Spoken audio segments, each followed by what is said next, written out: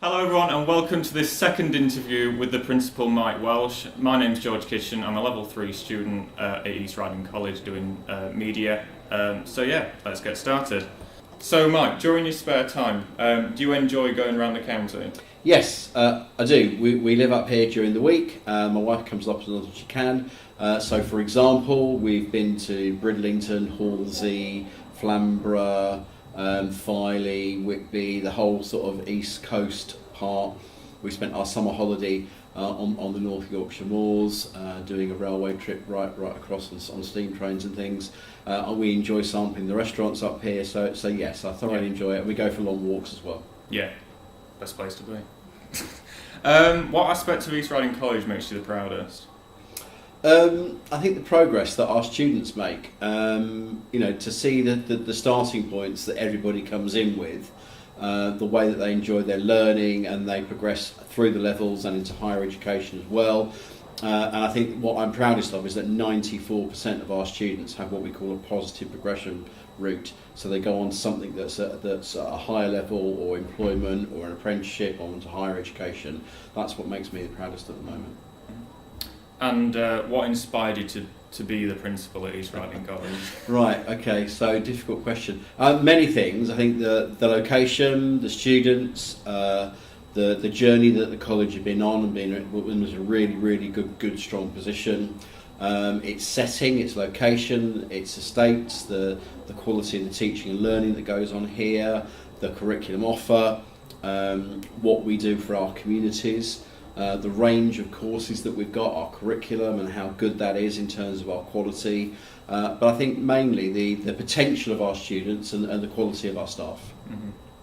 Do you think Brexit will affect the college in any way?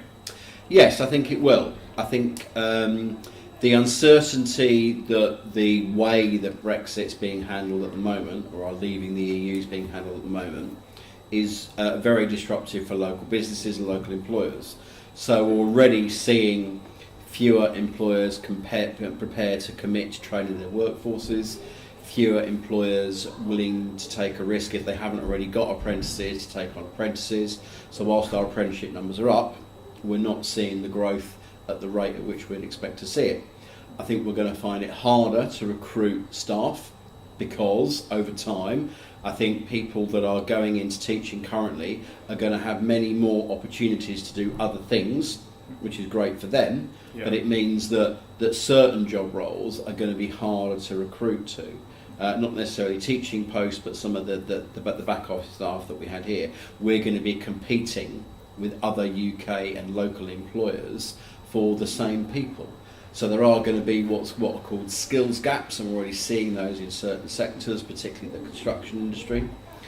So there'll be an adverse effect on the college potentially in that way, but similarly, on the plus side, we're going to see demand for those skills gaps and those jobs in those areas growing. And if there are vacancies, then we'll be involved in doing a lot more training around those job roles. So it's a double-edged sword for us. There are going to be disadvantages, but I hope in the longer term there'll be advantages.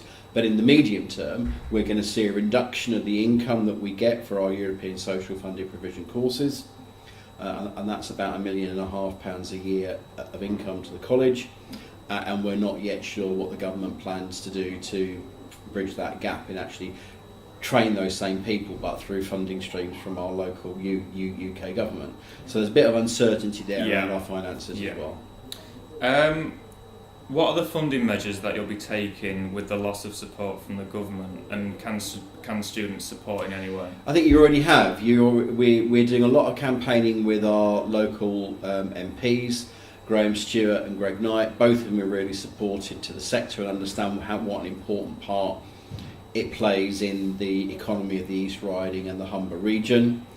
So we're in regular contact with them, and basically the FE sector nationally has seen a 30% cut in its income over the last 8 years.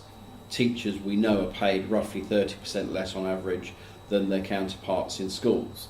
So there are significant funding gaps between the money that we get to train students through the courses here and in the sixth form college or school sector. So, for example, level 3 media course in a school, that school will get £800 extra per year per student for that same course. So there is a funding gap. Yeah. It is affecting us. We are doing all we can to mitigate the impact of that, and this is a very, very good college. So I won't want anybody to think that we can't manage financially, but we're not able to invest in learning resources to the extent that we'd like. We're not able to do as much staff development as we would like. Yeah. We're not able, we have to think very carefully about whether we can replace staff when they leave because of the reduced income that we're seeing over time. And I think students, you're doing a lot to help us. You were involved in Love Our Colleges campaign. You've helped us recruit students to sign and local people to sign the petition, started by students from a college in the southeast of England, and that resulted in a parliamentary debate a couple of weeks ago in Parliament about the situation around further education funding. A number of our local MPs from the Humber region took part in that debate. So yeah, our students here are really active, and we appreciate your support. And I think you are very, very active in the way that you support us to hopefully increase government funding over the coming months and years. Okay. And is there anything, or what would you like to see get improved at the college? At this college, interesting question. I would like us to be able to invest longer term in brand new curriculum areas that we're not currently offering. Not sure what they are, but in things like giving our maybe events management, so allowing our travel and tourism students, hospitality and catering students, hair and beauty students, media students and business students, public services students to work together on projects and organise events and get recognition for that. I'd love to be able to invest in learning resources like a hotel where our students are employed to actually run a hotel locally, or a local restaurant out in the community rather than only in the ones we've got in colleges. But in terms of it's those opportunities and that curriculum that I'd like to improve and enhance and make even better. We're in a really strong place, and we're hoping to get some news about investment in the college in the next couple of months. But it's being able to have that long-term investment strategy in learning resources in new curriculum areas like events management.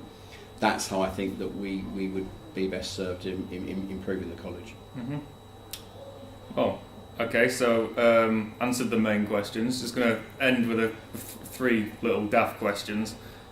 Also quite serious at the same time. But Indian or Chinese? It's the hardest question you've asked me, George. I'm genuinely torn as a real foodie. I would have to flip a coin to make that decision because it's such a hard choice. Mm-hmm. But as I've worked in London, Manchester, Birmingham. I live in Leicester during the weekend, so I'm spoilt really with the quality of both Chinese and Indian food available to me. But I think I'd have to go Chinese if you absolutely push me. Okay, I'll let you off. So another question: can you help the Hornsey Thirds to win a game? Probably not, sadly. I can do many things. I have many talents, but I think my days as a professional athlete are well behind me.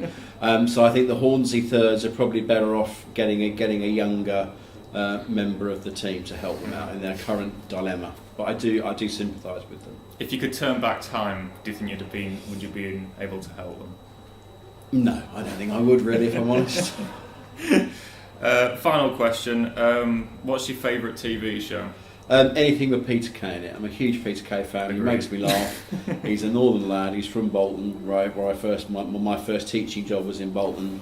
He does a huge amount of good for his local community. He's the comedian that's individually raised more money for charity than anybody else. It's in the multi-millions of pounds.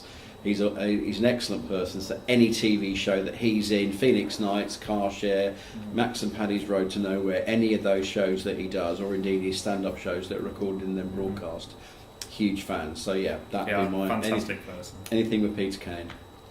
Well, thanks very much, Mike, for doing this second interview. Hope to do a third one very soon. Thank you, George. Thank you.